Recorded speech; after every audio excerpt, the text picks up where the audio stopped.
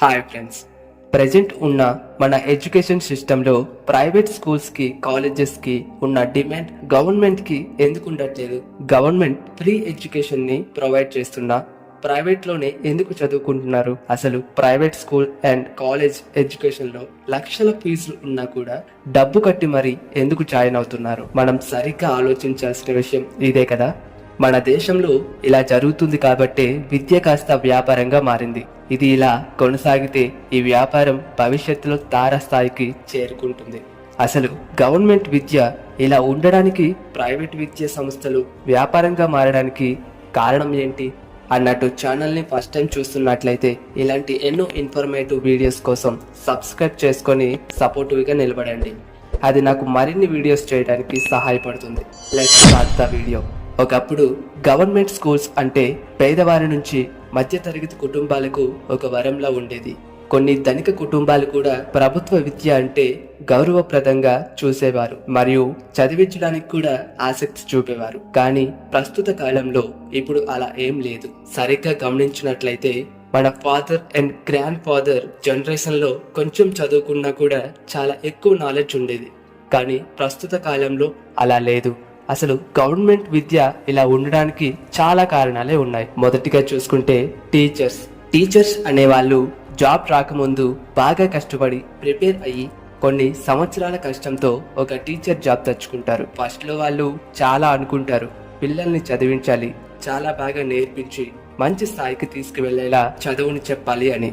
కానీ జాబ్ వచ్చేసాక కొన్ని రోజులు బాగానే ఉంటుంది, ఆ తర్వాత మెల్లగా మారిపోవడం జరుగుతుంది. స్కూల్స్ కి లేట్ గా రావడం, పిల్లలకి ఏదో ఒక వర్క్ ఇచ్చి వీళ్ళు నిద్రపోవడం. మరి వాళ్ళకి చదువు ఎప్పుడు వస్తుంది? రాదు కదా. అలా అని నేను టీచర్స్ అందరినీ అలా అనట్లేదు. స్కూల్లో 10 మంది టీచర్స్ ఉంటే అందులో 3 లేదా 4 ఖచ్చితంగా ఇలాగే ఉన్నారు. రాను రాను వారి ఆలోచన ఎలా మారిపోయిందంటే నెలసరికి జీతం ఎలాంటి ఇబ్బంది లేకుండా పడిపోతుంది. వాళ్ళకి ఇంకేం భయం ఉంటుంది? నేను చెప్పేది అబద్ధం అయితే ఫర్ ఎగ్జాంపుల్ పిల్లల్ని అడుగుదాం, మీకు ఏ టీచర్ బాగా ఇష్టం లేదా ఫేవరెట్ అని అడిగితే ఖచ్చితంగా 1 లేదా 2 పేర్లు వస్తాయి. మహా అయితే ఓ 3 ఉంటారు. దానికి కారణం ఏమంటారు? ఆ టీచర్స్ వాళ్ళకి అర్థమయ్యేలా మరియు ఏ డౌట్స్ వచ్చినా కూడా విసిగిపోకుండా బాగా ఎక్స్ప్లెయిన్ చేసే వాళ్ళు అయి ఉంటారు. ఇక ప్రైవేట్ స్కూల్ టీచర్స్ విషయానికి వద్దాం. వీరికి స్టూడెంట్స్ మీద ఒక టార్గెట్ ఉంటుంది. ఎలా అంటే ఇంతవరకు చదివించాలి, ఇన్ని మార్క్స్ ఖచ్చితంగా తీసుకురాగలగాలి అని.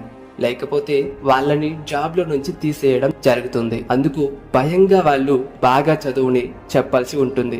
ఇక స్కూల్ బిల్డింగ్ విషయానికి వస్తే గవర్నమెంట్ బిల్డింగ్ అయితే ఒక్కసారి కన్స్ట్రక్షన్ అయితే చాలు, తర్వాత వాటికి మధ్యలో ఎలాంటి ప్రాబ్లం వచ్చినా పట్టించుకోరు. దానికి కూడా ఒక రీజన్ ఉంది. అది ఏంటంటే గవర్నమెంట్ అనగానే ప్రతి దానికి ఏం చేయాలన్నా గవర్నమెంట్ పై నుంచి ఫండ్స్ రావాల్సి ఉంటుంది.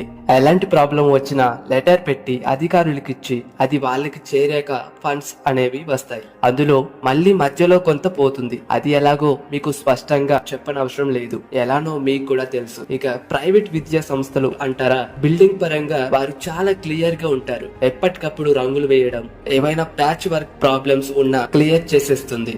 ఎందుకంటే వాళ్ళ సంస్థ ఎంత అందంగా ఉంటే స్టూడెంట్స్ మరియు వారి పేరెంట్స్ అంత అట్రాక్ట్ అవుతారు.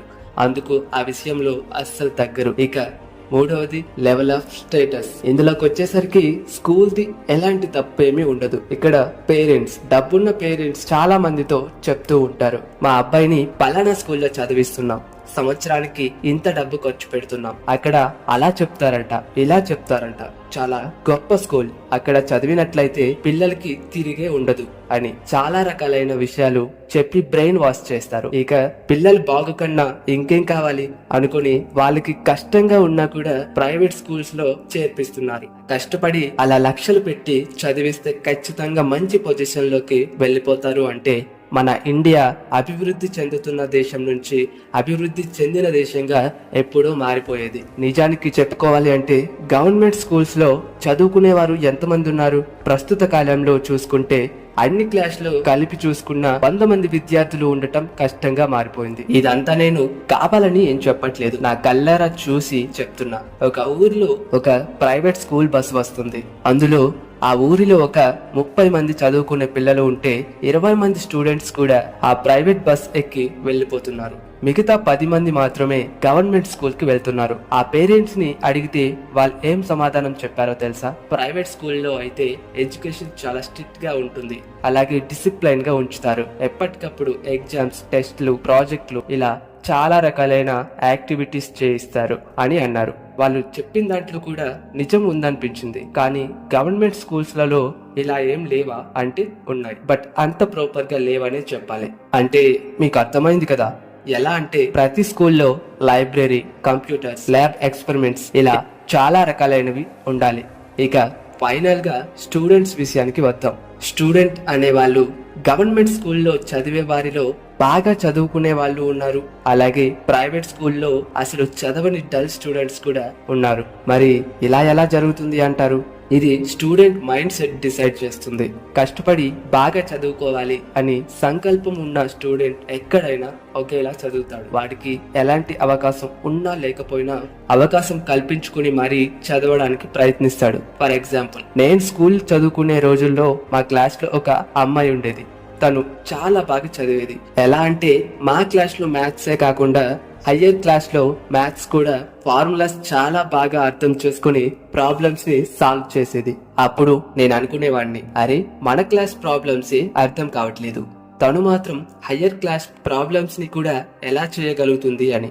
ఓపెన్ చేస్తే తన స్కూల్లో చదువుతుంది, ఇంట్లో కూడా చదువుతుంది, ఫ్రీ టైమ్ లో కూడా చదువుతూనే ఉండేది. అలా స్టడీ మీద తనకి చాలా ఇంట్రెస్ట్ ఉండేది. ఇక్కడ ఈ సిస్టమ్ లో ఏవి ఎలా ఉన్నా చదవాలన్న ఇంట్రెస్ట్ ఉంటే ఎక్కడైనా చదవగలుగుతారు. అంతెందుకు, ఇంట్లో కరెంట్ లేని సిచ్యువేషన్ లో ఉన్న స్ట్రీట్ లైట్స్ లో చదువుకుని ఒక సైంటిస్ట్ గా, ఒక ప్రైమ్ మినిస్టర్ గా అబ్దుల్ కలాం గారు ఎదిగారు కదా. ఇక్కడ ఎవరి పని వాళ్ళు దృష్టి పెట్టి సక్రమంగా చేయగలిగితే ఎక్కడైనా స్టూడెంట్స్ బాగానే చదువుకుంటారు. ఇక్కడ గవర్నమెంట్ చేయాల్సిన పని సరైన టైంలో సరిగ్గా అందించగలిగితే గనుక, ఇంకా టీచర్స్ పని వారు తీసుకున్న జీతానికి మించి ప్రగతి కోసం కష్టపడి న్యాయం చేయగలిగితే గనుక, స్టూడెంట్స్ ఫోకస్ మిస్ అవ్వకుండా వాళ్ళ ఇంట్రెస్ట్ ని పెట్టగలిగితే గనుక, ఏ స్కూల్ అయినా ఎలాంటి కాలేజ్ అయినా ఒకటే. ఇదంతా విన్నాక మీరు అనుకోవచ్చు, గవర్నమెంట్ విద్యా సంస్థల్ని తక్కువ చేస్తున్నావు అని. గవర్నమెంట్ విద్యా సంస్థను తక్కువ చేయటం కాదు, ప్రైవేట్ విద్యా సంస్థలతో గవర్నమెంట్ విద్యా సంస్థ ఎందుకు పోటీ పడలేకపోతున్నాయి అని. ఒకప్పుడు చెట్ల కింద కూడా విద్యను బోధించేవారు, అయినా ఆ విద్య చాలా పటిష్టంగా ఉండేది. అలా ఇప్పుడెందుకు లేవు అని ప్రశ్నించడం. మీ అభిప్రాయాన్ని కూడా కామెంట్స్లలో తెలపండి. మరో వీడియోతో మళ్ళీ కలుద్దాం. బాయ్.